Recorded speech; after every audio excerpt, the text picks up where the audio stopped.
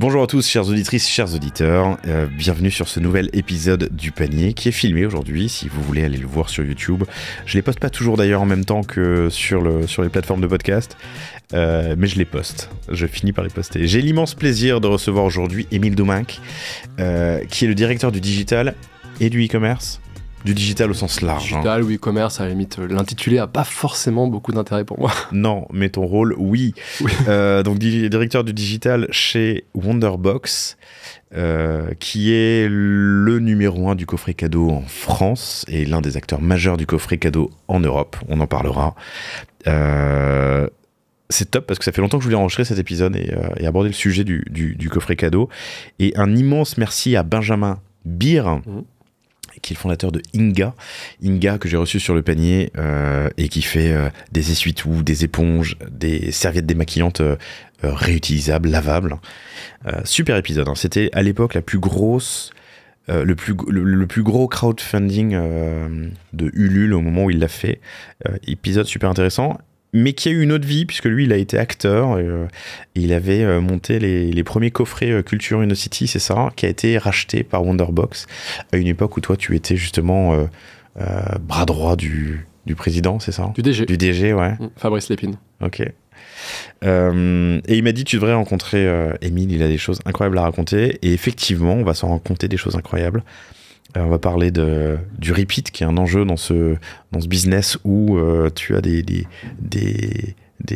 fréquences d'achat de 12, 13, 14 mois parfois. Donc, ce qui veut dire que chaque fois que tu as un nouvel acheteur, enfin, chaque fois qu'un client rachète, c'est presque un nouveau client, il faut le racheter. On va parler de la saisonnalité, qui est un enjeu important aussi, puisque tu fais 50% de ton chiffre d'affaires dans les 2 derniers mois de l'année. Alors, comment tu peux arriver à le diversifier un peu ? Ce sera l'un des sujets qu'on va aborder. On va parler aussi de CRM, parce qu'il y a quand même pas mal d'intermédiaires entre l'achat et l'utilisation d'un coffret. Comment est-ce qu'on capte, comment est-ce qu'on embase et comment est-ce qu'on active du coup tes utilisateurs. Ça fait pas mal de sujets, mais il y en a plein d'autres. Bienvenue. Merci Laurent de m'accueillir. Bah écoute, merci super à toi. Chouette. C'est quoi le Wonderbox ? Wonderbox, déjà, c'est une super boîte. Je pense qu'il y a beaucoup de gens qui ne savent pas ce que c'est, mais c'est une boîte, ça fait 19 ans qu'elle existe, en croissance. Enfin, c'est ce que je t'expliquais tout à l'heure, c'est une croissance linéaire. Enfin, c'est comme un bulldozer qui avance. Alors, on a subi le Covid, un peu comme toutes les boîtes. On n'a pas fait zéro. Énorme résilience, pourtant on bosse dans le loisir, le tourisme.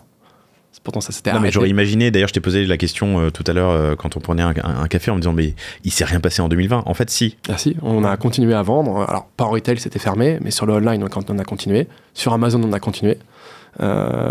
Et ça a repris tout de suite, en fait. Donc, et les acteurs du tourisme, ils ont fait zéro. Nous, on a peut-être fait moins 80, mais on n'a pas fait zéro. Donc, c'est assez impressionnant. Voilà. Et Wonderbox, c'est 500 personnes maintenant en Europe. On vise les 350 millions de volume d'affaires, si tu veux, cette année. C'est 100 millions de plus qu'il y a 2 ans. Donc c'est une énorme croissance. On est présent dans 13 pays maintenant, même 14 parce qu'en fait on vient de lancer Amazon au UK. Ok. Ouais, okay. Depuis la France, un peu à l'arrache, comme j'aime, quoi. Donc la seule manière d'acheter Wonderbox au UK, ce sera via Amazon. C'est via Amazon. Ouais, okay. Exactement. Et on a une entité aux US et on est aussi au Canada. Ok. Donc tu vois, on est vraiment un peu partout. Et du coup, l'Europe pèse quoi par rapport à l'international ? C'est 98%. 98%, donc le reste aux US. Le reste est aux US, ouais. Et la France vis-à-vis du global ? C'est à peu près la moitié, un peu moins maintenant. Ok. Parce que les pays ont une belle traction. Donc ça, c'est assez cool. Ça se rééquilibre. 350 millions d'euros visés en 2023. Fin avril 24. Alors. Fin avril 24, ouais. Vous êtes en G décalé. Ouais. Combien de ventes ? C'est à peu près 5 millions de produits par an qu'on vend okay. Sur l'Europe, produits-services. Voilà. 5 x 5, donc 60. Tu me l'as dit tout à l'heure, en 70 euros. 60 euros si tu veux. 60 euros le panier moyen. Ouais. Ok, cool. Historiquement, du coffret cadeau. Que du coffret cadeau, alors on se diversifie si tu veux. Coffret cadeau, pardon, expérientiel, c'est ça ? Alors, on vend tout est expérientiel. Il y a une évolution du coffret cadeau. Il y a une évolution du coffret cadeau. Ce que je te disais tout à l'heure, je pense qu'on a tous l'image du parachute, de la gastro, du bien-être, de l'insolite, tu vois, qui sont les coffrets historiques en fait, et qui sont encore le cœur du business. Faut bien l'avoir en tête. Mais on a complètement évolué et on a une offre de billetterie qui est extrêmement intéressante et pour autant hyper méconnue. Moi, c'est 20% de mon mix sur le web, tu vois. Donc c'est quand même énorme. Et le web est toujours un petit peu en avance sur le retail parce qu'on est plus agile, tu vois, pour mettre les trucs. Et c'est pas la même population aussi. Ok. Et si tu veux, on a tous les parcs d'Europe. Ouais, on a Harry Potter au UK, on a tous les clubs de foot, en fait, tu vois, en France, en Belgique, aux Pays-Bas, en Espagne, en Italie, au Portugal, enfin, on a une offre de dingue, en vrai, on a les clubs anglais aussi, bon, ça coûte assez cher les clubs anglais, mais on les a, Et on a toute une billetterie culturelle hyper intéressante. Mais tu me parlais, pardon, juste je reviens sur les clubs, mais en plus, t'as des offres club plus séjour, c'est ça? Exactement. Tu peux aller passer 4 jours à Barcelone, dont voir un match du Barça. Alors en général, c'est une nuit avec Oui, les places, pardon, ouais. mais ouais, en fait, c'est ça qui est assez cool. Et ça se vend super bien. Le OM séjour, c'est un carton. Un carton.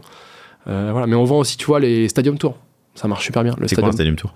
Bah, c'est le Stadium Tour du PSG. Tu visites le PSG, quoi. Ok. T'as pas les places de foot, mais tu vas dans le club, tu visites les vestiaires, etc. Ok. Ok. Pourquoi je passerai par Wonderbox pour acheter des places pour le PSG à offrir? Parce qu'en plus, il y a le séjour, justement, il y a tout ce qui est autour. C'est une super question. Déjà, c'est cool comme boîte.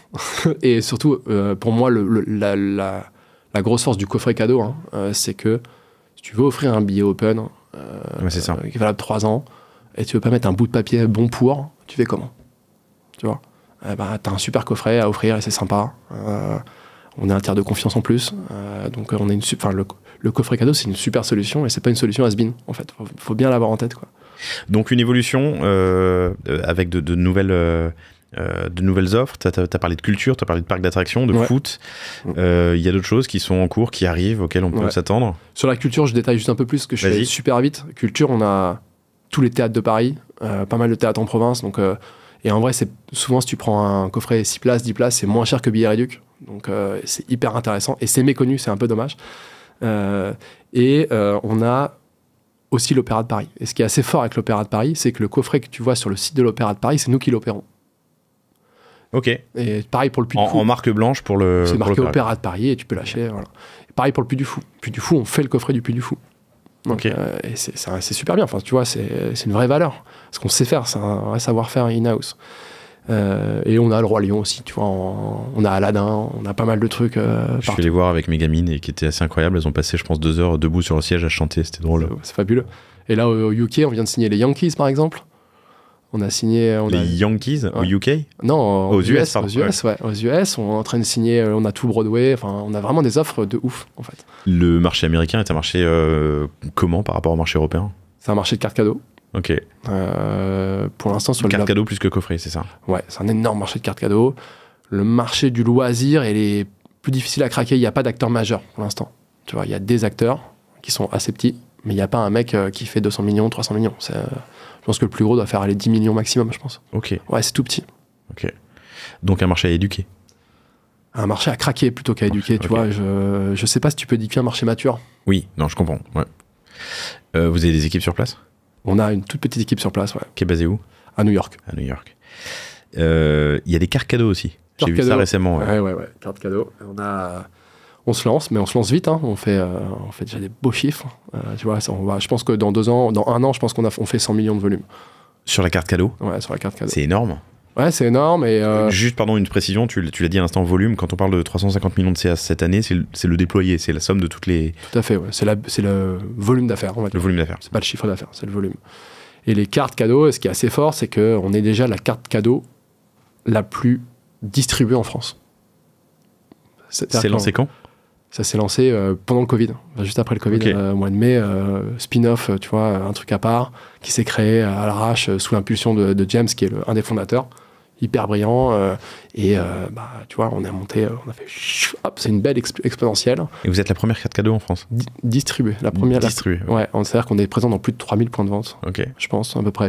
J'ai pas le chiffre exact, mais on est déjà plus distribué qu'Illicado, par exemple, qui est pour la référence peut-être connue partout. Ok, hyper intéressant. Lancé il y a 3 ans. Ça s'appelle la Wonder Card, tu me disais. Alors, ça s'appelle la Wonder e-Card. Et on a la Wonder Card, en fait, c'est des subtilités un peu liées aux contraintes juridiques. Puisque tu as 2 modèles. Tu as un modèle où tu as une vraie carte de paiement. C'est la Wonder Card. Donc, on a des cartes beauté, mode, déco, restaurant. Donc, tu peux être directement chez le partenaire. Et on a une carte digitale, en fait, où tu achètes une carte et derrière, tu vas sur nos sites l'échanger pour la carte cadeau de l'enseigne de ton choix. Et tu peux la laisser câble. Et la carte cadeau que tu échanges, tu peux l'utiliser online ou offline. Donc ça laisse plus de liberté, c'est ça? Ça laisse plus de liberté et c'est dans la poche, quoi. Tu vois, ouais. T'as ta carte dans la poche, c'est hyper pratique. Ça, c'est un carton. Tu as vu des évolutions sur les dernières années? On parlait du Covid tout à l'heure, où tu avais une baisse, mais pas zéro. Une évolution sur le type de demande et le type de coffret qui s'achète? Elle est aussi liée au mix de produits qu'on a. C'est-à-dire qu'en fait, tu veux... on a complètement changé notre périmètre. Il y a 4 ans, on vendait 200 coffrets sur notre site. Maintenant, on vend 5000 produits. Tu vois, et c'est lié aux acquisitions externes, c'est lié aux nouveaux concepts qu'on déploie, c'est lié aux cartes cadeaux, enfin, c'est lié à plein de choses. Et ce qui est intéressant, c'est que ça apporte des nouveaux acheteurs. C'est énorme, 5000 produits, donc passer de 200 à 5000 en l'espace de 3 ans. Il y a une équipe dédiée produits, c'est ça? Alors nous, on s'appuie sur les équipes marketing qui font le C'est l'équipe marketing qui fait les coffrets? Qui fait les coffrets, ouais. Okay. Et je vais t'expliquer pourquoi on est passé de 200 à 5000 produits. Parce que c'est aussi une stratégie derrière. Eux, ils s'appuient aussi sur ce qu'on leur donne. C'est-à-dire que souvent, ils demandent, OK, qu'est-ce qui est tapé sur votre search? OK, c'est quoi les champs sémantiques sur Google qu'il y a? Typiquement, tu vois, les cadeaux de retraite. T'y penses pas. Les coffrets baby shower, t'y penses pas. Pour autant, tu vois, t'as des signaux faibles que t'analyses. Et là, j'ai l'équipe SEO qui bosse dessus, qui leur font des dashboards pour essayer de voir, en fait, détecter des tendances. Et on se met dessus, tu vois. Et la diversification, on l'a fait parce que, en fait, j'avais un site qui était très pauvre en termes de produits, en termes de pages, tu vois, et de maillage. Et donc, on se dit, bah, pour être appétant pour le client, pour être bon à SEO, pour élargir mon scope, il me faut plus de produits. Okay, et une page avec un produit, ça marche pas. Typiquement, j'ai un coffret sans parachute. Si je mets ça sur ma page catégorie sans parachute, t'imagines bien que je vais pas en vendre beaucoup. Bah, qu'est-ce que tu fais? Bah, tu mets toutes les activités sans parachute, en one by one. Donc, en fait, on a rentré 3500 activités, qui sont les meilleures activités, tu vois, les plus jolies, avec les plus belles photos, et on complète nos pages comme ça. Et du coup, pareil sur le pilotage, toutes les verticales, tu fais ça. Ok, hyper intéressant. Ce qui est cool aussi dans ce que tu me dis, c'est donc l'équipe marketing, hein, je comprends, qui est en charge de la création ou l'évolution des coffrets. Une interaction forte parce qu'elle vous demande, vous, des feedbacks sur tous les mots-clés qui sont recherchés sur le site. C'est leur principale source d'inspiration, parce que sinon, il faut aller en magasin et demander aux gens ce qu'ils veulent. Non. Enfin, le magasin, t'as pas de retour, t'as pas de feedback utilisateur. Alors déjà, on a des équipes créatives aussi. Oui, tu vois. Oui, bien sûr. Elles créent aussi au marketing des concepts. On suit les tendances des réseaux sociaux. Tu vois, on a créé, il y a un moment, il y a eu du One Life, donc on a sorti une gamme One Life. On essaye de suivre ces trucs-là. Le cocooning est très à la mode en ce moment, tu vois, on a une gamme de cocooning. Donc on essaye de les suivre et on fait partie des outils, en fait, si tu veux, sur lesquels les équipes marketing s'appuient pour créer et innover. Et il y a de l'insight aussi, de la recherche, de parler à des utilisateurs, des prospects, des... Ouais, on a des tests quali, quanti, on teste nos concepts tout le temps. 3000 points de vente pour la carte cadeau. Je crois que c'est à peu près ça. Dans ces eaux-là. Un peu moins, mais okay. En gros, on est la carte cadeau la plus distribuée en France. Et combien de points de vente en tout? Où je peux acheter en Europe, du Wonderbox en Europe. Attends, je veux pas te dire de bêtises. Bon, je te crois que on n'avait pas préparé, je t'ai pas. Non, mais j'ai en tête 10 000. Ok. Parce que tu as des marchés très morcelés, d'autres moins, mais j'ai en tête 10 000 points de vente. Mais je ne pourrais pas dire de conneries. Et donc, je te posais la question d'une évolution entre l'avant et l'après-Covid sur ce que tu vends en ligne. Donc déjà beaucoup plus de produits qu'avant, c'était la première partie de ta réponse. On a un mix qui a évolué, là où je vendais 80... Bah, même ça en 2019, c'est 100% de coffret Wonderbox, tu vois. Maintenant, je vends 20% de cartes, 20% de billetterie, le reste de Wonderbox. Et ça a généré de la croissance, c'est ça qui est fort. Et de l'activité aussi maintenant. Sans cannibaliser en fait les produits anciens, c'est ce que tu dis. T'as forcément de la canib. La question c'est est-ce que la somme de la canib plus la croissance est supérieure à 0? Ouais. Est-ce qu'elle est inférieure à 0 quoi? Et elle est supérieure à 0. Elle est supérieure à 0, on a doublé en 3 ans. Et alors les challenges sur les années à venir? Innover, je suis persuadé si tu veux que... C'est ce que je dis à... Tu vois, on fait des belles croissances, tout le monde dit « Ah ouais, t'es trop forte, ton équipe elle est trop forte et tout ». Je fais « Attendez les gars, on va descendre. Sans produit, vous faites rien en fait.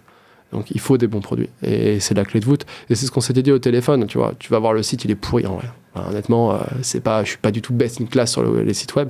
Mais comme t'as un super produit, ton site il peut être moyen, tu le vends. Inversement, t'as un super site, un produit de merde, tu ne vendras rien. C'est basique. Donc c'est pour ça que avoir des super équipes produits, c'est hyper important. Hyper intéressant. Parle-moi un tout petit peu du marché. Marché du coffret. Plusieurs acteurs. C'est un duopole, globalement, à l'échelle européenne. Voilà, nous, on était le petit poussé. On commence à se rapprocher. Si on fait à peu près une fois et demie ce que fait notre concurrent principal, on peut le nommer, c'est Smartbox. C'est connu. Je crois que dans Génération Do It Yourself, on en a pas mal parlé aussi. Avec Sterrin, Pierre-Edouard Sterrin. Pierre-Edouard. Voilà, le marché du coffret, c'est un marché qui est hyper résilient, qui est pas en croissance, mais qui est pas en forte décroissance non plus, contrairement à ce qu'on pense. Voilà, parce qu'on apporte de l'innovation. Je t'en ai parlé, la billetterie, c'est un monstre, c'est un bulldozer. Et c'est pas un marché de vieux. Enfin, tu vois, on a une native de Quanti qui est sorti, Quanti qui est sorti il y a pas longtemps. Les gens, ils aiment bien le coffret, ils aiment bien l'offrir, ils aiment bien le recevoir, et ils n'ont pas 50 ans. Tu vois. Et c'est ça qui est assez intéressant. Il y a des perceptions, en fait, même à l'intérieur de la boîte, qui sont complètement fausses dès qu'on teste. Même à l'intérieur de la boîte? Même à l'intérieur de la boîte, ouais. Cool. Alors j'aimerais parler de plusieurs sujets, mais Ops, produits, on en a un peu parlé, marketing et tech. Mais commençons par la distribution, qui est un sujet qui m'intéresse particulièrement sur le panier, et l'omnicanalité ou non, justement, tu vas en parler. Juste, tableau d'ensemble, aujourd'hui je peux acheter des cartes ou des coffrets sur le web, au sens large, dans des boutiques physiques chez des retailers ou via des comités d'entreprise. Oui. En gros, c'est les trois grandes. Tu me parlais de B2B aussi. Ouais, c'est quoi le B2B? Tout l'incentive, tu vois, incentive des commerciaux, incentive pour acheter je sais pas, tu vas chez tous les trucs de Barways là. T'as toujours un cadeau qu'on t'offre. Quand tu vas changer ton chez Feu Vert, je sais plus quoi en ce moment, etc. On travaille aussi là-dessus. Tu reçois une carte cadeau si tu viens changer ton. Tu mets ça dans le B2B? C'est du B2B parce que c'est du deal B2B en fait. Si tu veux. Compris. Et les proportions que tu me donnais, en gros, c'est le retail 60%, 20% sur le digital au sens large, dont 50 millions, donc 20% ça fait 70 millions, il y a 50 millions qui sont sur vos sites. 14 pays 13 pays. 14 maintenant, t'as raison avec le UK. 14 avec mais le on n'a UK. pas de site au UK, donc je sais pas comment tu le comptes. Et il reste 20% sur le B2B. Sur le retail, il y a plusieurs acteurs, mais il y en a un qui pèse plus que les autres. De distributeurs? Ouais.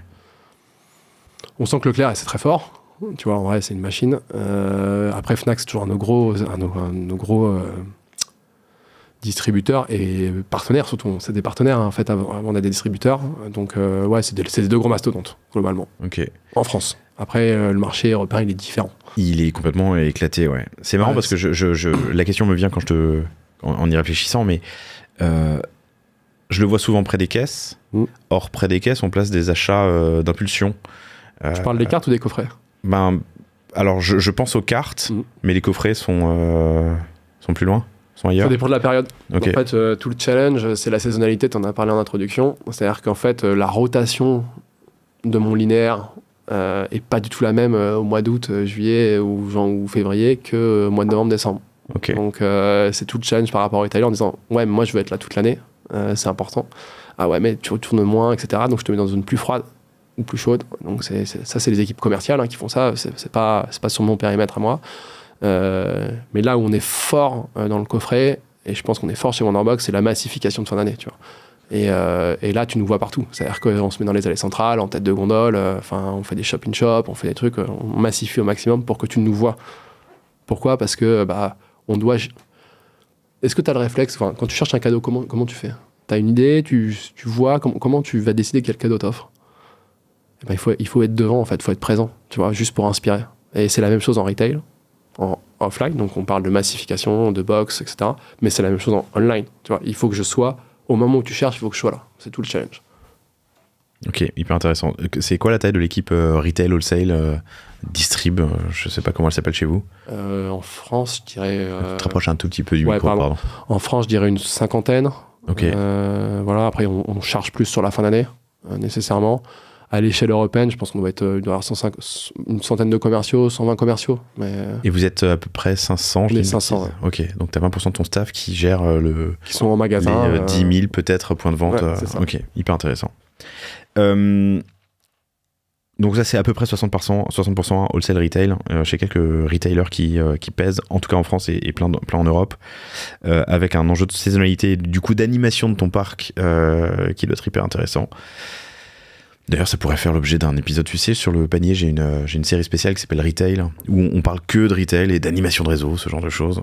On pourrait faire un épisode spécifique avec ton homologue. Je t'envoie Patrice Hubert, qui est directeur commercial France, mais aussi coordinateur international. Donc, pour le coup, lui, il pourra te répondre à toutes les questions sur tous les pays. C'est son périmètre. Eh ben, écoute, avec grand plaisir. Mais revenons sur le digital. Donc, le digital, c'est 20% du CA, 70 millions à date. C'est quoi l'évolution? On a doublé en 3 ans, voilà. Globalement... Ça s'est accéléré je pense que le Covid a été un gros catalyseur, pardon, mais pas que. En fait, on a été... ce qui est assez cool sur le site web, c'est que tu peux faire un peu ce que tu veux. et c'est super rapide de mettre un produit en ligne, tester un concept. Là où en retail, faut négocier, c'est plus long, c'est des cycles d'achat qui sont 1 an, 6 mois parfois. Du coup, nous, on s'est dit, vas-y, on met tous les produits de la marque, enfin du groupe, pas de la marque. Donc on a transformé Wonderbox, qui était un site de marque, donc des coffrets Wonderbox, en site en marketplace du groupe. Et on a mis toute la billetterie, on a mis donc CITC, Culture Necessity, Tickenbox, qui est la marque de billetterie. Attends, pardon, t'as dit quoi avant ITC? CITC, Culture in the City. La boîte Culture in the City, la boîte de Benjamin Bier. La boîte de Benjamin. C'est qui s'appelait Au Teatro. Ouais, les acronymes, je suis désolé, c'est affreux. Ah, c'est pas grave. Donc on a mis toute la billetterie et là on a mis les cartes. Et en fait, quand tu regardes la saison, chaque fois que j'ai mis des produits au-delà du Covid, ça m'a apporté de la valeur en fait. Et tu fais des graphes en cascade là, et tu vois complètement en disant, putain, c'est dingue. Chaque produit, en fait, ça apporte. Et ce qui est assez ouf sur le site Wonderbox, sur les sites Wonderbox, tu mets un nouveau produit, dans la semaine, il se vend. Tu vois, on a sorti des coffrets Pierre et Vacances, ils se sont vendus. Des coffrets Harry Potter, ils se vendent. Je sais pas comment, tu vois, c'est assez dingue. En termes de panier moyen, tu vois une différence entre le retail et ton site? On est un peu plus élevé. Nous, on est autour de 100 euros. Sur le site? Sur le site. Et en retail, je pense qu'ils sont autour de 80-85 euros. Ok. Tu m'as dit 60-70 tout à l'heure. Pourquoi ça baisse ou est-ce que c'est plus bas? Ou j'ai mal compris? 60 paniers moyens. Ouais. Parce qu'il y a des marchés où le panier moyen, en Espagne, mon panier moyen, il est plutôt à 60 euros. Ok, d'accord. Ah oui, c'était panier moyen global. Ouais, global, ouais. Ça. Et sur des cartes, je vais être plus bas que sur des coffrets. Et donc tu dis, tu mets un produit, il se vend dans la semaine?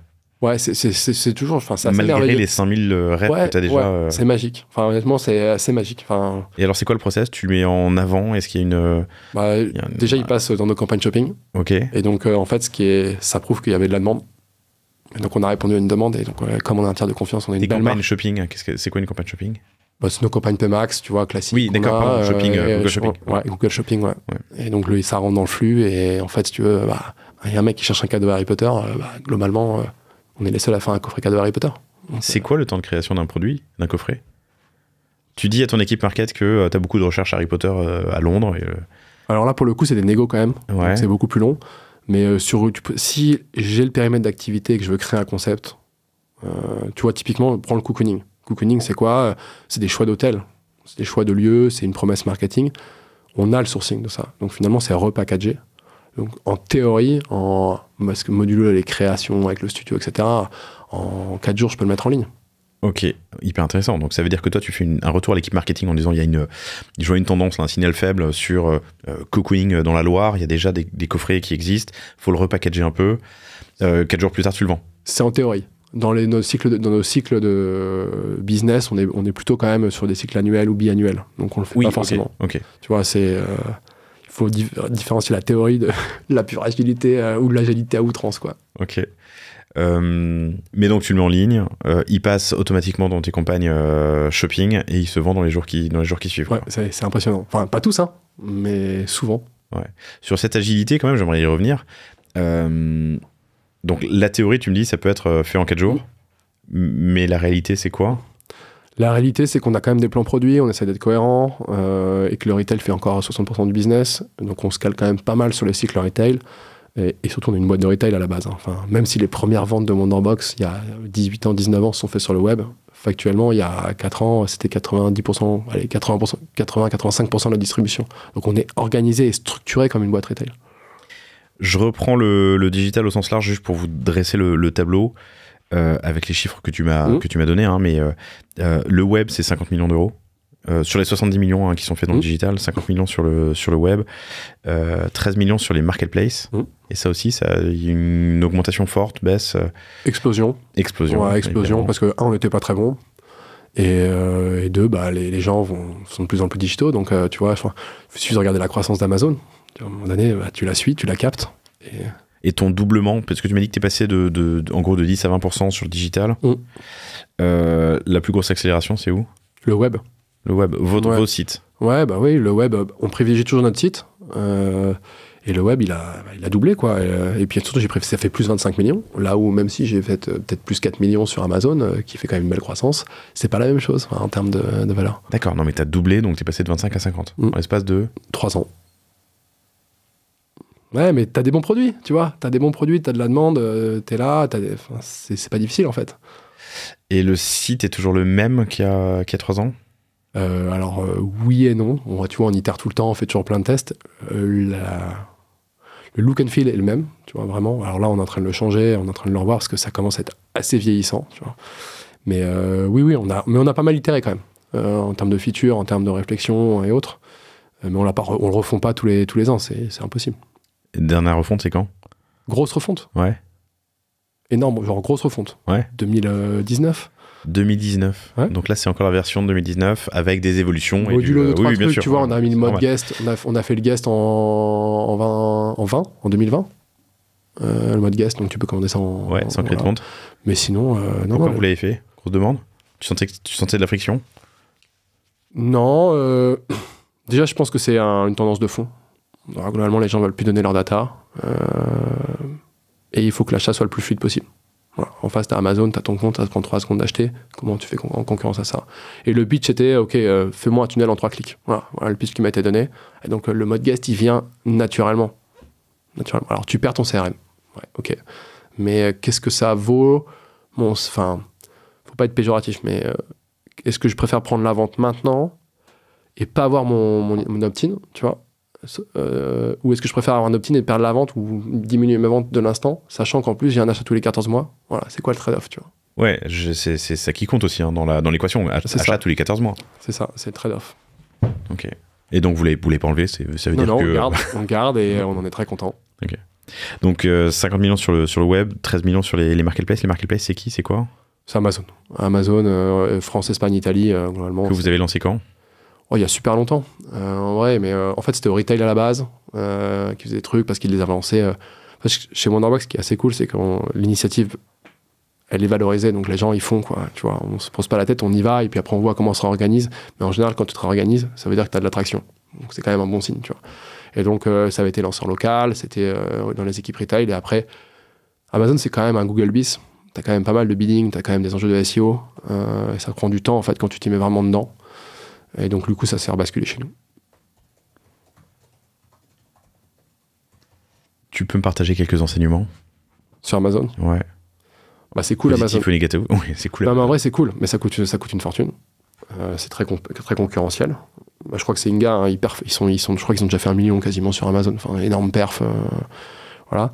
Ça demande beaucoup de temps, beaucoup de ressources en logistique, en produits. Ils sont injoignables, c'est l'enfer dès que tu as des bugs, tu vois. Donc ouais, c'est bien, mais quand tu as un site web qui est déjà gros, tu dois y être parce que ton concurrent y est et que tu as des habitudes d'achat. Mais si mon concurrent y était pas, en vrai, j'y serais pas. Voilà. Assez clairement, parce que c'est compliqué, quoi, ça prend du temps. C'est quelle taille chez toi? C'est quoi ton équipe d'ailleurs au sens large? On est 25. On est 25, vous êtes 25, pardon, et Amazon? Amazon, alors j'avais une personne l'année dernière, maintenant on est 2. Donc on fait à peu près 12 millions dessus, 11 millions sur Amazon. Et il gère aussi ses discounts. Et après, on a une 3e personne parce qu'on a tous les inter-CE que je considère comme des marketplaces type MeClub, Bimply. Alors, inter-CE, pour ceux qui savent pas, c'est quoi? C'est des espaces que vous avez dans vos entreprises si vous avez des CSE. Vous avez des avantages quand vous êtes salarié d'une boîte. Et donc là, du coup, c'est de la distribution online aussi. Ok, via des sites qui sont dédiés à la boîte. Ouais, tu as un accès lié à ta boîte. Ça, tu me disais que c'était 5 millions d'euros. Oui, tout à fait. Donc 10 fois moins que le site, mais qui sont gérés par les mêmes équipes, c'est ça? Alors qu'on récupère aussi, c'est pareil, parce que c'était au CSE à l'époque, et du coup ça revient dans le digital, parce que des gens partent, des gens reviennent, on recrute, enfin, tu vois, on essaye de... En fait, on grossit quand même, donc à un moment donné, il faut s'organiser aussi, et de remettre, j'aime pas dire, mais l'expertise là où il y a les experts. Tu vois, alors c'est pas péjoratif pour ceux qui l'avaient avant. Qui le faisaient avant, ouais. Mais ensuite, ça évolue, donc ça évolue, tu vois, ouais, ça évolue. Mais on le fait jamais trop vite, tu vois, on fait... Tu le mets où le chiffre d'affaires fait par les retailers en ligne? Si j'achète un Wonderbox sur Fnac.com? Moi, je le mets dans le... Voilà, c'est du digital, c'est pas dans mon périmètre, c'est du digital. Mais dans les chiffres que tu m'as donnés pour que j'ai un... Je t'ai donné, non, retailer, je t'ai dit 2 millions à peu près. 2 millions, quand tu prends Fnac, Cultura, tu me le donnais, tout à fait. Porté Inglés, Oui, etc. Ouais. C'est là-dedans. Ouais. Ok. J'aurais imaginé que ce serait plus important. Le réflexe d'aller acheter un coffret cadeau sur la Fnac, pas en physique, mais sur leur site, j'aurais imaginé que ce serait plus. Ouais, mais je pense que c'est pas les mêmes acheteurs. Enfin, tu vois, c'est-à-dire que, en fait, moi, les marketplaces, je les considère comme étant un peu des silos. Alors, on va dire qu'il y a de la canib, etc. Mais tu as des habitudes d'achat. Donc, à un moment donné, tu es habitué à aller sur Amazon, tu es habitué à aller sur Cdiscount, tu es habitué à aller sur Fnac, tu vois. Et c'est compliqué tu n'iras pas ailleurs, enfin, honnêtement. Donc, ça me va bien de distribuer sur Fnac. Voilà. Après, je dis à Fnac, t'es gentil, t'achètes pas ma marque. Tu vois, enfin, on est dans du win-win aussi. Donc, on privilégie toujours le site web. Mais un mec qui est Fnac, il faut que je sois là. J'ai mes concurrents qui sont là. Il faut que je sois là en face avec la bonne offre. Bah oui, je me dois d'y être. Tu vois. Et même pour l'acheteur Fnac. Le mec, c'est un acheteur Fnac qui soit offline ou online, je dois être là pour lui. Ah. Je reviens sur ton site. J'aimerais savoir quels ont été les gros chantiers des dernières années qui ont apporté vraiment des plus produits. Tu m'as parlé du comment on l'a défini, checkout anonyme, le guest, voilà, ouais. mode. Est-ce qu'il y a d'autres évolutions dont tu peux me parler qui ont été des chantiers importants et qui ont apporté quelque chose sur la fiche produit, sur la réassurance, sur les moyens de paiement, sur la recherche? Alors, il y a pas mal de trucs, on est très à l'arrache, honnêtement. C'est ça qui est fabuleux, c'est qu'on a un site qui est pas best in class en vrai, mais on fait des chiffres de ouf. C'est du sur-mesure, j'imagine? C'est assez custom. En fait, on a un stack qui est du SAP Ibris, donc c'est un peu un bulldozer. Là-dessus, c'est assez gros, c'est assez rigide, c'est pas évident. Après, on a une surcouche de merge qui s'appelle Octipath, c'était Sparko à l'époque. Et en fait, ce qui est chiant avec notre produit, c'est que on a fait un setup qui est logique mais qui est complexe. C'est-à-dire qu'en fait, pour nous, les produits, c'est pas le coffret, c'est les activités qui sont contenues dans le produit. Mais typiquement, tu veux coffrer un coffret où tu as des activités près de Paris, tu peux pas filtrer sur Paris, tu vas filtrer sur les activités qui sont contenues dans le coffret. Et du coup, tu vois, ça crée des niveaux de complexité et de lourdeur qui sont assez importants. Okay. Donc là, on est en train de rechanger la façon dont on caractérise les sites, les produits, tu vois. On a créé notre surcouche de cara produits, des keywords, des choses comme ça pour contourner. Pour le search, on est en train de contourner pas mal de trucs aussi. Et ça sort là dans pas longtemps. Le search, c'est quoi? C'est pareil, c'est via Octipath. Ok. Et vous allez vous le changez? Non, on reste sur Octipath, c'est juste que la façon d'appeler les produits, on le challenge. Et on va pas appeler les mêmes caras, donc on travaille dessus. Mais c'est des chantiers qui prennent franchement un an et demi, quoi. C'est hyper long. Hyper long. Mais on s'en sort, c'est l'essentiel. Oui, et puis c'est en croissance, et puis 50 millions, c'est pas rien. Bah non, c'est pas rien, tu vois, et c'est parce qu'on a des super produits. Ok. Donc la recherche, le guest, sur la fiche produit, est-ce qu'il y a des évolutions importantes qui ont apporté des game changers? On a réagencé la fiche, tu vois, on fait pas mal d'A/B tests, en vrai. Mais c'est plein de petits trucs. Et les game changers, c'est la somme des A/B tests. En vrai, c'est ça. T'as pas un truc magique sur le web. Et on a beau dire, ouais, j'ai fait ça m'a apporté plus 0,2 points de conversion. En vrai, c'est la somme de plein de trucs. C'est la somme de là où va ton trafic. Et donc, forcément, l'acquisition, elle a un impact, tu vois. Si tu bascules tout le trafic de la home à la page produit, ton site, il va pas se comporter de la même façon. Clairement. C'est la somme de tous les A/B tests parce qu'un mec, il voit une dizaine de pages, tu vois, donc quelle est l'expérience? Et c'est la somme du tunnel aussi, tu vois, t'as plein de petits trucs. Alors les moyens de paiement, forcément, ça contribue. Te dire de combien ça a contribué, c'est hyper compliqué en fait, parce qu'il y a tout qui bouge tout le temps sur un site web. Donc là, on a mis tous les moyens de paiement, on a, tu vois, Apple Pay, Google Pay, du BNPL, du 3 fois, du 4 fois. Donc on regarde les tractions. Buy now, pay later. Ouais, pardon. BNPL. Avec autant de moyens de paiement et qu'il y a de pays, parce qu'il y a quand même des particularités sur chacun de ces pays. Alors, qui sont... On a les flagships de paiement, tu vois, Ideal aux Pays-Bas, tu l'as pas, t'es mort. Banque Contact, tu l'as pas en Belgique, t'es mort. MobilePay, tu l'as pas au Danemark, t'es mort. Donc ouais. Il me manque Bizoom en Espagne que j'ai pas encore. C'est on track. Mais on y va, ouais, forcément. Une question que je t'ai pas posée, qui est peut-être un peu idiote, mais quand t'achètes en ligne, t'as un produit physique? Tu choisis. Soit je reçois le coffret, soit j'ai un... T'as un e-billet. Quoi. Ouais. Et ce qui est assez fort, c'est que les activités ou les coffrets qui n'existent pas en physique, parce qu'on a des coffrets qu'on teste, tu vois, des exclus web qu'on teste et qui n'existent pas en physique, on est capable de les rematérialiser. Donc on les imprime et qu'on envoie dans une belle boîte. Oui, d'accord, ok, j'ai compris. Ça, c'est assez cool. Et tu vois des différences entre les pays sur le digital par rapport justement à cette approche au physique? Alors ça, c'est marrant parce que il y a quelques temps chez nous, c'était le démat, c'est le futur, etc. Et en fait, il y a une croyance là-dessus. Et non, t'as besoin de donner quelque chose.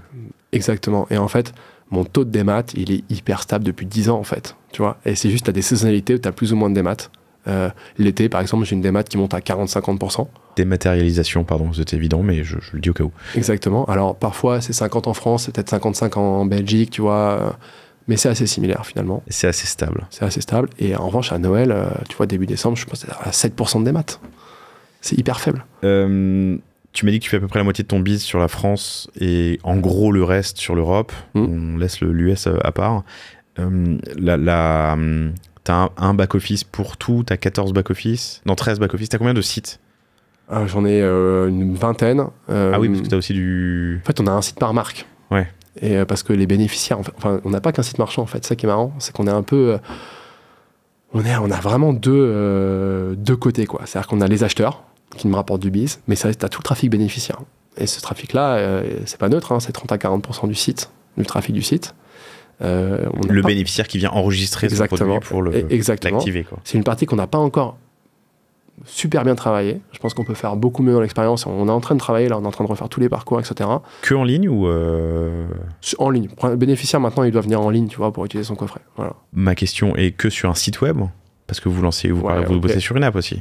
Ouais, on bosse sur une app. Là, on le fait un peu en standalone aussi, pareil. Équipe super agile. Alors, même s'il y a des API à faire, tu vois, on essaie vraiment de le faire en externe. L'app, elle est intéressante. Ok, tout le monde va dire, ouais, mais vous n'êtes pas récurrent, pourquoi vous le faites, etc. Je suis un peu comme eux, mais quand tu prends un peu de hauteur, tu te dis, c'est super dur d'être dans la poche des personnes. Et dans la poche des personnes, c'est un peu un enjeu parce que je vous ai dit tout à l'heure, on a un achat tous les 14 mois. Donc comment j'augmente ma fréquence, tu vois, et comment je crée un truc vertueux. Et nous, on est capable de se dire, en fait, je suis capable d'amener 1 million, 500 000, 1 million de personnes à télécharger l'app chaque année. Tu vois, qui peut faire ça? Gratuitement, en fait. Hein, tu vois, ça me coûte rien de le faire. Donc ces mecs-là, une fois que je les ai dans l'app, c'est un asset de dingue, en fait, sur lequel il faut capitaliser. La question, c'est comment? Et il y a un truc à craquer. Donc on s'évertue à essayer de le craquer. Hyper intéressant. C'est sur les 5 millions de personnes qui achètent des coffrets chaque année, il y a effectivement une partie que tu pourrais orienter vers cette app mobile et du coup avec d'autres leviers comme la notification pour aller les activer. La notification, de nouveaux services.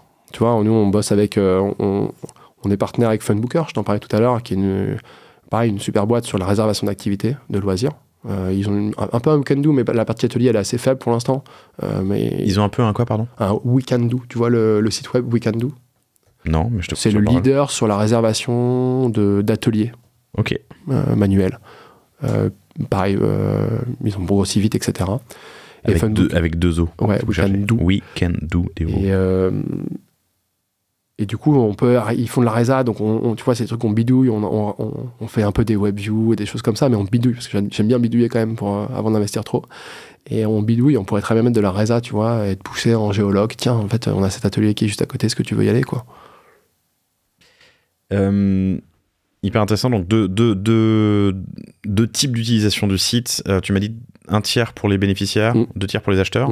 Et la question que je te posais à la base, c'est combien la structure de tes principaux sites? Tu as un seul back-office, chaque site est hermétiquement fermé par rapport aux autres. Parce que les produits sont pas les mêmes. En fait, chaque pays a ses produits. Les 5000, c'est dans l'ensemble? Non, c'est que France. Ah, c'est que France? Ouais, que France. Et après, combien de produits en tout? En fait, c'est surtout la France sur laquelle on a accéléré parce que c'est le plus gros. Enfin, il faut avoir en tête que la France, c'est vraiment la moitié du biz, comme tu le disais tout à l'heure. Le deuxième site, il doit faire 5 millions. Tu vois, il est tout petit. Et là, on n'est pas en avance sur le digital en vrai par rapport à notre concurrent, qui est 2 fois plus gros que nous sur le digital. Mais c'est pas grave. Tu vois, on évolue, vous avez déjà doublé. On progresse, etc. Et du coup, on fait quand même pas mal de tests sur la France. Mais tu vois, et surtout, j'avais pas d'équipe dans les pays avant. Donc, je gérais tout in-house depuis la France. On était 12 il y a 3 ans, tu vois, on a vraiment grossi. Donc on se staff au fur et à mesure, on court après le business, ce qui est un bon signe, tu vois.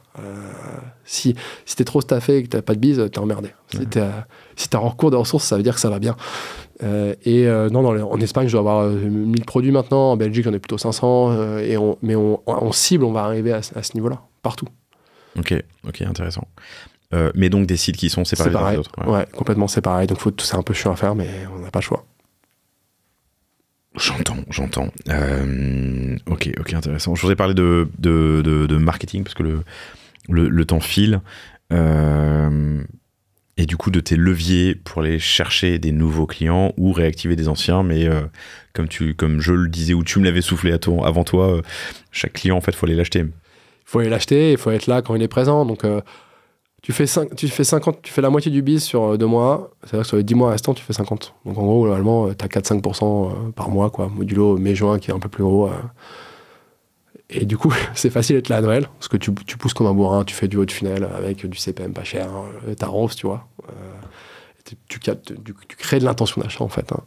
Et les intentionnistes, bah, tu fais du shopping, t'es là en SEO. Tout le monde sait ce que c'est un coffret cadeau aujourd'hui. Il n'y a plus d'évangélisation à faire. En France, oui. C'est moins vrai dans certains pays, tu vois. Tu me disais que c'est la Belgique ça vient de la Belgique. Tout à fait. Okay.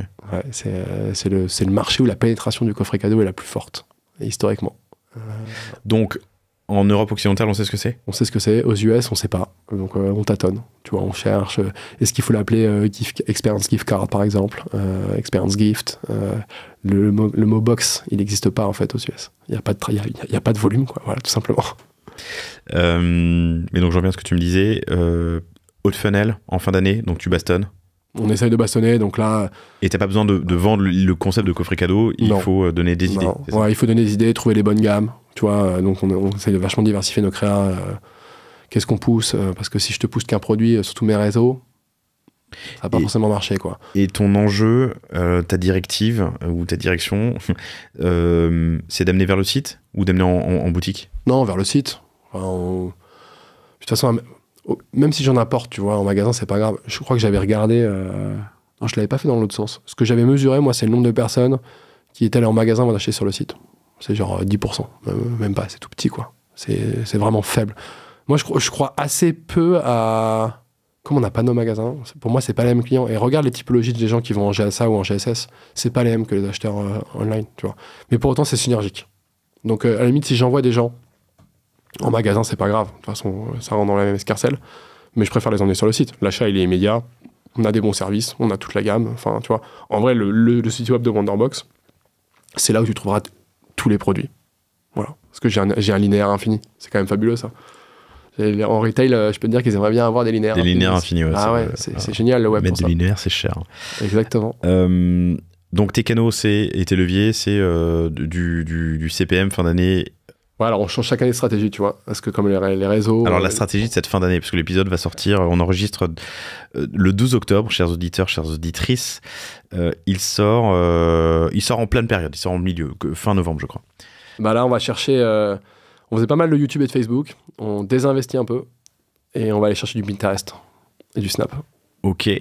Voilà, on a des tests assez concluants sur Pinterest, alors après c'est la stratégie. Après, il y a la réalité, donc on va voir comment ça prend, tu vois. C'est-à-dire que les budgets, on peut les basculer, c'est pas figé. Sur le haut de funnel, ouais, on va essayer de Pinterest, on a des beaux KPI. En vrai, c'est un réseau qui est... c'est la cible. C'est un jeu de recherche, tu vois. Et d'inspiration, c'est vraiment... Et d'inspiration. Ça, ouais. Donc, YouTube, ça nous coûte cher. Facebook, ça nous coûte de plus en plus cher. Tu vois, je mets Insta dedans aussi, tu vois.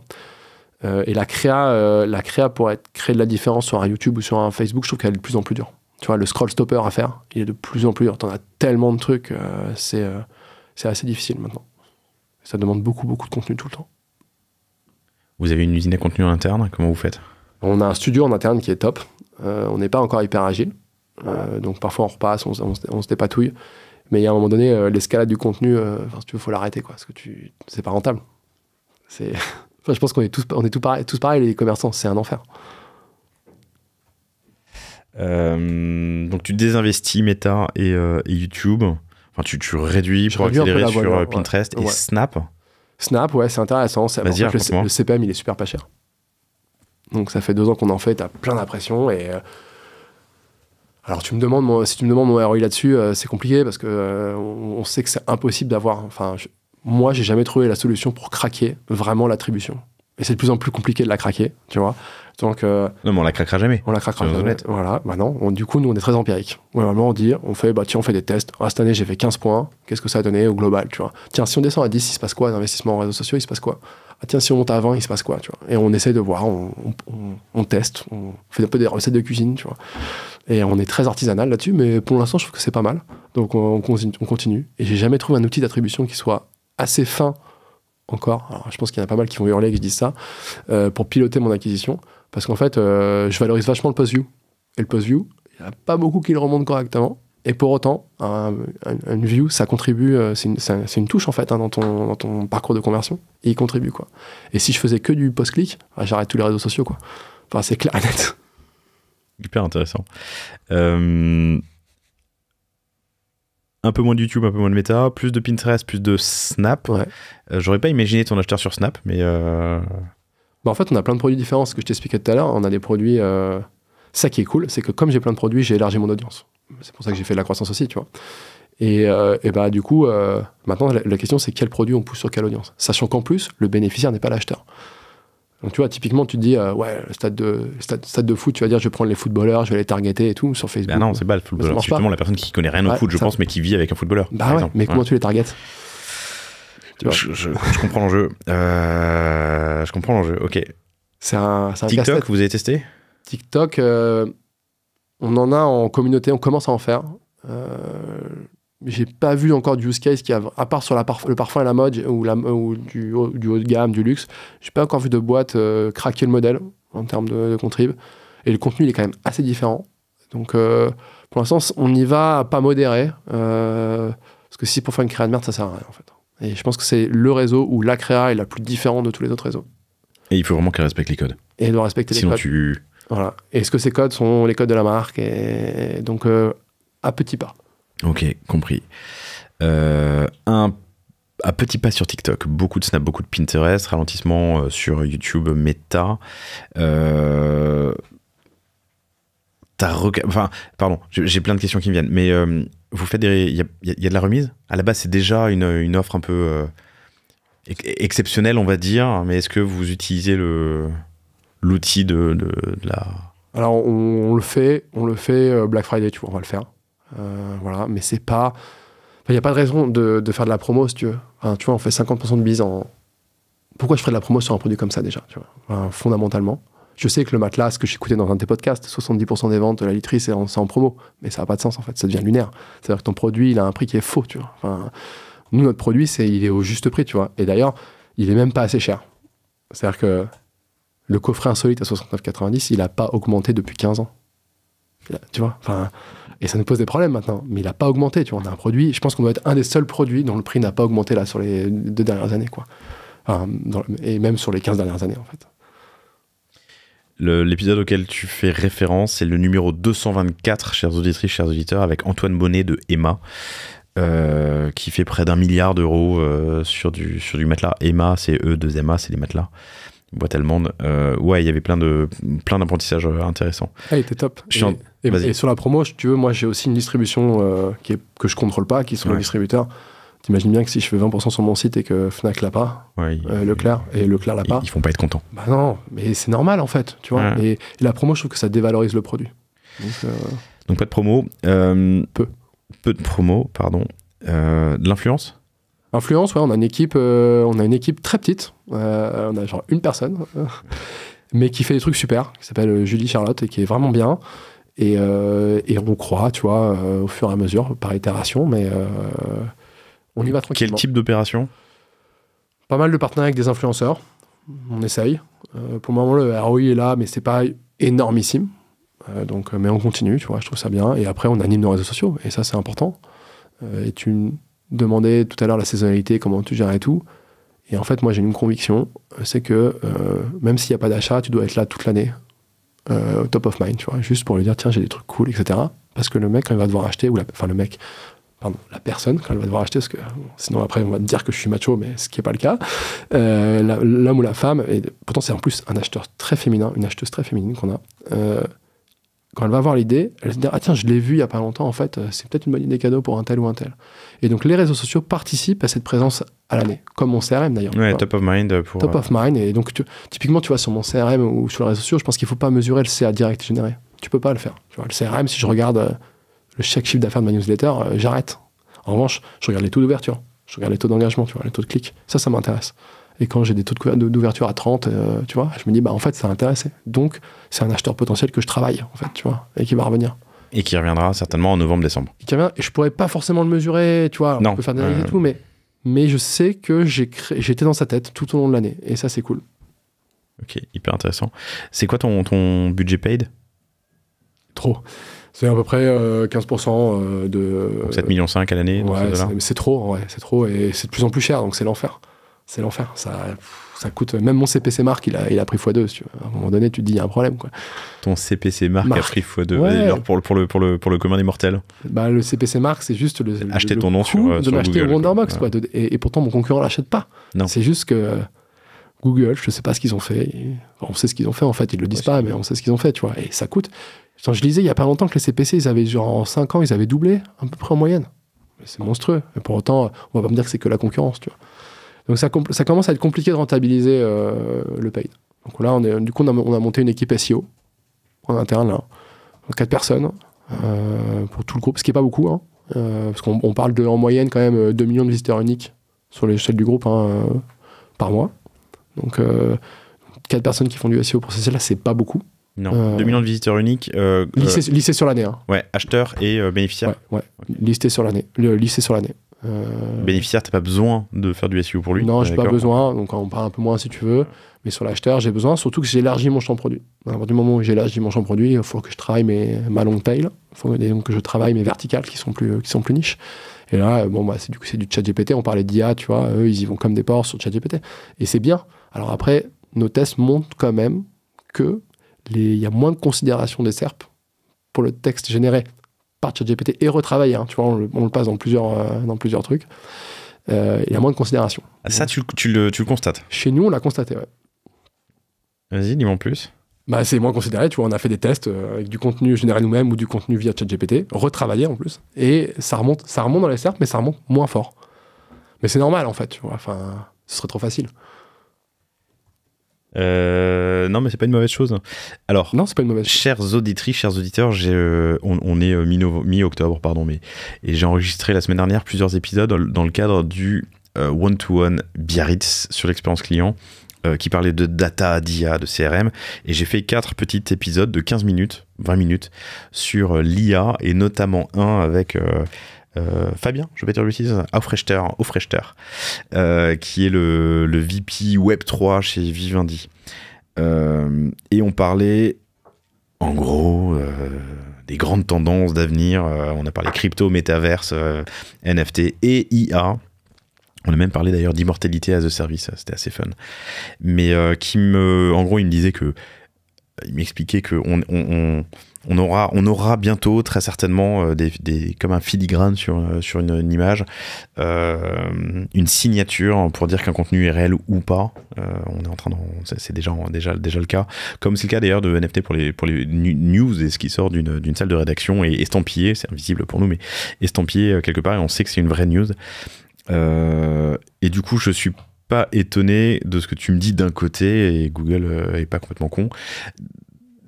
L'antithèse, c'est de se dire que Google est là pour servir l'utilisateur, et que si le contenu, même généré par une IA, est validé, ou en tout cas lu, et donc partagé par des utilisateurs, linké, c'est qu'il est bon. Mais c'est intéressant ce que tu me dis. Donc, vos constats, c'est que les contenus pour lesquels ChatGPT a été une aide, mais vous les retravaillez, sont quand même seraient moins performants que les contenus. C'est du conditionnel, tu vois, c'est des tests qu'on fait. Et puis ça aura changé demain, de toute façon. Donc, ça changera demain, voilà. Mais c'est quand même pour le coup, ChatGPT en SEO, ça a été très cool parce qu'on a vachement accéléré sur la création de contenu. Alors, et comme on part sur un système, on part de zéro. C'est quoi ton rythme? Quand on est bien staffé, on sort 40 articles par mois, à peu près, 40 sur le blog. Donc 2 par jour, il y a 20 jours. Ouais. Si tu veux, il y a 3 niveaux de SEO, mais ce qui sont assez standards. Hein. Tu as le SEO technique, linking, tu vois, voilà. J'ai le SEO content on-site et le SEO blog. Content on-site, c'est c'est tout le contenu que tu peux avoir, les facts sur les pages, le contenu en haut des pages, voilà, tout le contenu on-site, pour le coup, pur. Donc 7,5 millions environ, enfin 15% en tout cas, pardon, de ton CA qui est en paid, qui a beaucoup augmenté ces dernières années, d'où l'importance de faire du SEO et peut-être plus de réseaux sociaux, enfin de social media. Ouais, de la brand awareness, tu vois. Brand awareness Typiquement, on fait une campagne fin d'année sur la télé, et c'est vachement bien. Parce que c'est pas has-been la télé, tu vois. Comme le retail n'est pas has-been, c'est pas has-been, et on en a besoin. Et on la combine avec du online, parce que l'un sans l'autre marche moins bien que... Online pur, ça marche pas, en vrai. Enfin, moi, je trouve que ça marche pas. Mon expérience. Offline pur, c'est bien, mais tu touches pas tout le monde. Quand tu combines les deux, c'est hyper synergique. T'as un enjeu aussi de CRM et d'embasement. Tu captes évidemment, sauf s'il est en mode guest, mais tu captes l'acheteur, une partie des acheteurs. Tu captes comment tu appelles, destinataire, pardon. Bénéficiaire, on dit. Le bénéficiaire, pardon, d'un coffret cadeau. Comment tu les actives? Tout ça arrive dans une grande base On arrive dans une grande base qu'on segmente, on les suit. Et après on les anime, si tu veux. Alors un bénéficiaire, on n'est pas encore assez présent dans son cycle de vie. Tu vois, on travaille à ça. C'est-à-dire qu'une fois qu'il est en basé, on lui rappelle que parfois, dans 6 mois, son coffret il est mort. On le sollicite une fois qu'il a fait sa prestation, parce que l'avis client, si tu veux, l'avis sur la prestation est hyper important pour nous, donc on le sollicite à ce moment-là. Et moi, mon CRM, si tu veux, il y a quand même 70-80% des gens qui sont opt-in, qui sont des bénéficiaires. Donc mes acheteurs purs, il n'y en a pas tant que ça. Et mon enjeu, c'est de convertir ces bénéficiaires en acheteurs. Et cette partie, elle est encore un chouïa faible. Néanmoins, on voit, tu vois, quand je te parlais des KPI d'ouverture, etc., on voit qu'on crée de l'appétence. Et du coup, on se sert du CRM pour faire découvrir aux bénéficiaires tout ce qu'on a. Parce que Wonderbox, c'est cool, il y a plein de trucs. Et quels sont tes leviers pour transformer le bénéficiaire en acheteur? Alors déjà, on l'incentive, nécessairement, tu vois. Un mec, un post-note, on lui dit, bah reviens, refais une expérience, tu vois, on lui offre 10%, 15%, ça dépend un petit peu. On essaie de leur faire des promos exclusives un petit peu, mais on demande de parrainer, enfin des choses assez basiques en fait, si tu veux. Ok. Hyper intéressant. Et du coup, tu vois, un billard à 3 coups, quoi, à 3 bandes, à 3, comme on dit, il y a une expression, mais tu vois ce que je veux dire. Un coup à 3 bandes. Un coup à 3 bandes. On a pas mal parlé de la stack technique, on a parlé de l'app qui arrivait. Je trouve tes enjeux hyper intéressants. On a parlé d'attribution, du CRM. Est-ce qu'il y a des sujets dont on n'a pas parlé? J'imagine qu'il y en a plein. Ouais. Qu'est-ce qu'on n'a pas fait? Alors moi, je voudrais revenir sur un truc qui m'a... Mais c'est plus du pilotage d'entreprise. Ouais. Je te laisse regarder tes notes. Ouais, vas-y. Tu m'as dit tout à l'heure, l'innovation est valorisée. Ouais, on a une boîte d'innovation. Mais valorisée comment? Est-ce qu'elle est remarquée? Est-ce qu'il y a de l'incentive? Est-ce qu'il y a, tu vois... Non, c'est dans la culture de l'entreprise. C'est dans la culture de l'entreprise, donc c'est montrer, pas montrer, rappeler. Ouais, mais faire, tu vois. Ok. Et on monte une nouvelle gamme tout le temps. Tu vois, à une époque, on buvait le champagne tout le temps dès qu'il y avait un truc et tout. Donc ça, c'est très cool. Ça, c'est un peu ralenti avec le Covid, mais... Non, mais c'est culturel, en fait, tu vois. Enfin, prendre des initiatives. Et donc, c'est innover, prendre des initiatives, en fait. Il n'y a pas d'innovation et d'initiative. Pour moi, c'est la même chose, en fait. Et c'est valorisé. Et moi, je le valorise vachement dans les équipes. On va tester, les gars. Allez, vas-y, on y va. On essaye. Et ça, je sais pas, c'est l'ADN de Wonderbox. C'est induit. Comment est-ce que tu l'as reçu, cet ADN, toi? Ça fait 7 ans que tu y es, je dis une bêtise? Ça fait 7 ans, déjà. Ça fait beaucoup. Ah, mais surtout, tu as été bras droit du DG pendant quelques années au début. J'imagine que là, il y a beaucoup de transmissions qui se fait. Mais toi, auprès de ton équipe, donc tu les incites, tu leur dis, innover, tester. Ouais, tester ou propose. Quelqu'un qui teste pas et qui innove pas, tu fais quoi? Tu sens qu'il est pas, tu vois, dans la culture. Bon élément, mais pas dans la culture. Comment ça dépend du poste qu'il a. Okay. Tu vois, si c'est un poste à enjeu ou pas. Enfin, déjà, ça m'arrive pas trop. Moi, j'ai une super équipe, je suis hyper content. Et parce que tu me demandes comment elle vient cette culture-là, mais elle vient des managers. Et le rôle des managers intermédiaires, on va dire, est hyper important parce que du coup, dès le recrutement, si le mec a la culture, dès le recrutement, en fait, il va chercher ça. Et donc, du coup, ton équipe nativement est liée. Donc, ta question de dire, en fait, est-ce que tu as des gars comme ça dans ton équipe? Et c'est compliqué. J'ai envie de te dire, j'en ai pas tant que ça. Et j'en ai pas, en fait, tu vois. Et moi, je les pousse tout le temps à me dire, vas-y, propose-moi quelque chose, tu vois. Qu'est-ce que tu ferais? Que des questions ouvertes, tu vois, juste pour essayer de les bouger, quoi.